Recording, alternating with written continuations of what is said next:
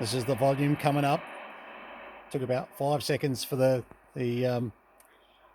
valves to cut in here. This is a PolyComm SR23. Let me just turn that down a bit as it starts to sort of fire up. Now this hasn't been fired up for quite a while, so just hang in there with me on this one. One of the things you'll notice, this microphone is made of what feels to be solid steel. It is seriously, by the way, that's a good sign. It is seriously heavy. Polytronics Lab Incorporated, Caldwell, New Jersey, USA. I know very little about this company, but what I do know at the moment is that they like the word poly in everything they did. Poly call. So this is some sort of call system they must have been working on at the time. Have no idea. And it's got a ring system, which we'll monitor that in a minute on the... what does that do? Well, it basically does a transmit, but I'm sure there was more to that. Have to try and get some manuals. Now, when I go to the ring, I'm just going to see with the mod for the PA here. I think that's modulation for the PA. If I turn that up a bit, 1 2 1 2 1 2. Now we're hearing something. And believe me, I'm learning on this just as much as you are. 1 1 2 1 2 1 2. This is the day, wasn't it? Back then when audio was this is 1960s. So 1 2 3 4 5 1 2. Now we're on watts at the moment. That says, oh, which one's the watt scale? Could have a look here. Well, that's a good point, isn't it? The red bit. Yeah, okay. So it's saying about 2 watts. Have a look at that. That agrees. It says about 2 watts. Okay. Huh. Then microvolts mod. Oh, so that's probably halo. Oh, yeah, so you can see it's modulating. 1 2 halo. Okay, fair enough. And the PA, it's just showing how much current it's drawing. I would say there, 1 2 3 4 5 1 2. And what's that? PC relay. PC. I guarantee you there were no PCs back in those days as we know them. So that's got to be the switching, is it? 1 2 1 2. Okay. And the PC voice. See, we need to look this up. I'm wondering whether it's 1 2 1 2. No, it's not mic audio, because that doesn't seem to be making a difference. Hang on. 1 2. No, same. Wow. Oh, look, I don't know. Delta tune, I know what that does at least. So if we feed a signal in, let's have a look. So where? Oh, microvolts is going to be, yeah, okay, microvolts is going to be, of course, how they were looking at a signal back in the day. Makes sense. So when we alter the delta tune, yeah, that little bit touchy. Yeah, see that? So there being where it's probably closer to 27085 at the moment.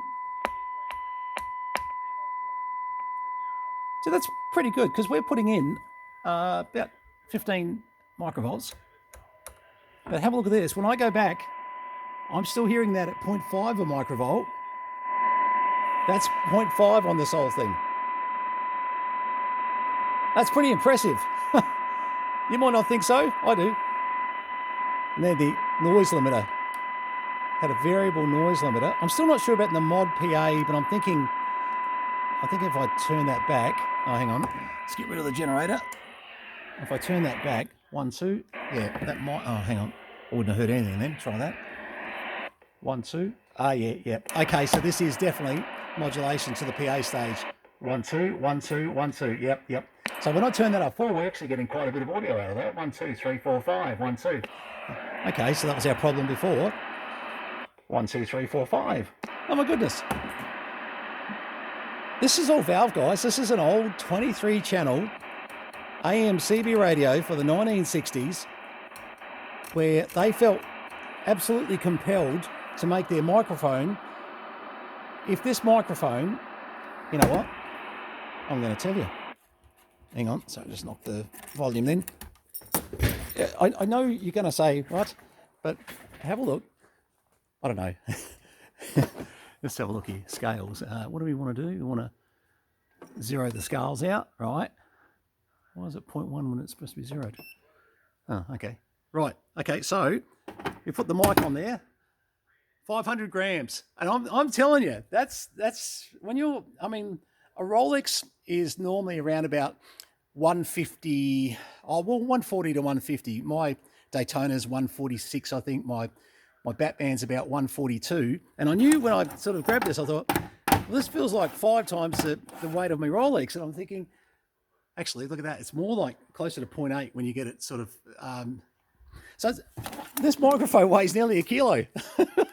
I just wanted to show you that because it's hard to believe that they ever made a microphone that was indestructible like this. It really is. Crazy good. All right. I'll put this back in here. I want a bit of insulation tape there. Wow. 1, 2, 3, 4, 5. Okay, so to see my power again, I've got to go back here. 1, 2, 3, 4, 5. And I've got to twiddle it a little bit because it needs a good clean, I'd say. Yep. 1, 2, 3, 4, 5. What an old classic, eh? I mean, seriously. Be interesting to see if there was a data manufacturer inside. I see here they left you with an adjustment, which I would say was a transmit adjustment. I need to find out. By adjusting that little fella down there, I gained about 0.2 of a watt. We don't muck around here at the old position and navigation systems workshops. Oh my goodness. This thing works. Look, you know why I'm acting so surprised? Because I expected to say, and we're throwing in for nothing this thing that's got valves missing and not working, and you know, because, and look, I'm going to be honest with you. When we buy museums, you know, I tell you the good stories, but I don't tell you the bad ones. And often, what's that? I'm on the hunt for a new icon just come up on screen. Okay. I'm not sure who that was from, but I'll get back to you. Yeah. What was I going to say? Sorry, I got put aside then with the message that came through. I think I was carrying on about the fact that I was expecting this to possibly be one of the ones that, you know, wasn't so positive. And yes, sorry, what I was saying was when we buy full museums, unfortunately, we get our, you know, fair share of clunkers and ones that we go, oh, bloody hell. Like the last museum I bought, you know, I would have loved the SBEs to work. I would have loved, you know, like that sort of stuff. And I ended up selling some to a mate over in the US who bought most of my SBEs. And you know who you are. You'll be watching this. I know you will. Hey, contact me too. Got a few things in mind for you and your little modification to SBEs I want to discuss. So just send me an email. Say, hey, Brenton, it's me. I'm the SBE guru. I'm sure I've got your information there. Don't get me wrong. But it just will prompt me. But yeah, but you know, we do. We get a lot of disappointments when we're buying big loads. And that last load we bought was 400 plus radios. You're going to get some that were, you know, not great. We had some that were terrific. Am I complaining? Not at all. So please, I want to make that very clear. Every person I've bought from, when we've bought either museums, workshops, or anything, particularly New Zealand, David was fantastic. The other person I buy from, who I love dearly, is David de Kock in South Africa. Everybody knows he's a good mate of mine, but he's just a great guy. He just, you know, he makes you want to live down in South Africa, actually, because he's a techie sort of guy like me and loves mucking around with this sort of stuff. And if we were neighbours, we'd have a ball. But anyway, but yeah, so when I say, you know, we don't know how a radio is going to go, that's not because someone promised us that it was going to work. No way. When I bought the gear out of New Zealand, you know, it was on the understanding that he had a fair idea of most of it, but some stuff, you know, like if I walk through here, he had no idea because it's just been so long, and the guy is a multi-millionaire and doesn't really have time to check every radio, which I sort of get, being a non-multi-millionaire. Definitely non. Did you hear that? N-O-N, non-multi-millionaire. But I, you know, I must say that, you know, for the amount of gear that we put through here and we get through, look, the numbers are not too bad, you know, as far as, look, one of the questions I got over the weekend, you know, is what you do profitable? And I said, look, I don't know. Oh, sorry, the specific question was, what was your margin? And I said, look, you know, I hope if we're being sensible, it's 20%, but I gather on some things it's 0 and other things it's more, you know, like it really depends on what you're selling and what you're doing in business. And, you know, I don't want to turn this into a business 101 lesson on radio, but the truth is that, you know, don't enter this business trying to make a fortune. That would be my advice anyway. You won't do it. By the same token, you will have a lot of fun. So, you know, please buy the stuff we're trying to sell. But, you know, it's more if you've got a passion for radio and you've got a passion for playing around with things, and you know, this especially, you really don't want to electrocute yourself. So, you know, be careful what you play with. But, you know, as long as you're being quite sensible, you know, you can have a lot of fun and really create a great little collection, which, you know, I've done over the years.